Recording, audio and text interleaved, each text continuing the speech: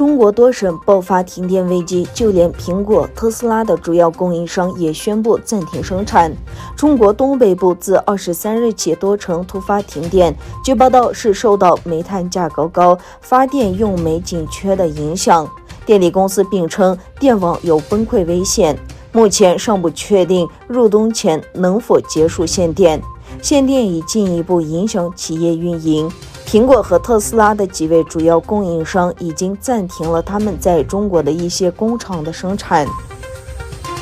根据欧盟外交关系代表的声明，欧盟和沙特阿拉伯昨天举行了首次人权对话会议。欧盟宣布欢迎沙特阿拉伯的改革，并重申对某些权利和自由的关切。欧洲最大的毒贩网络之一巴尔干卡特尔被捣毁。西班牙宣布捣毁欧洲最活跃的贩毒网络之一巴尔干卡特尔，缴获毒品6吨多，抓获团伙成员61人。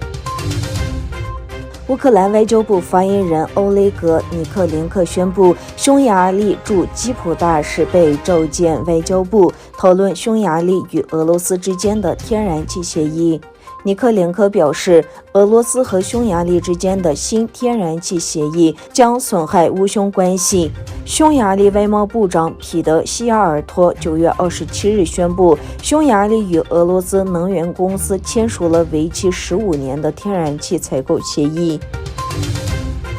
美国方面表示，伊朗应当允许国际原子能机构进入位于卡拉季一处核设施内的车间内重新安装摄像头，否则就将面临该机构理事会的外交行动。而伊朗方面则认为，该机构关于此处核设施的报告带有偏见。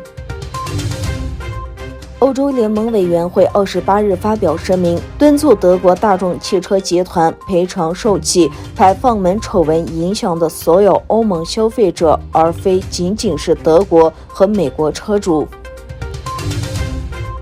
根据荷兰媒体报道，荷兰警方加强对总理鲁特的维安措施，忧心他成为贩毒集团绑架或攻击目标。吕特喜欢骑自行车在海牙到处跑，没有太多维安措施。据报道，吕特被称为摩科洛黑手党的著名贩毒集团盯上。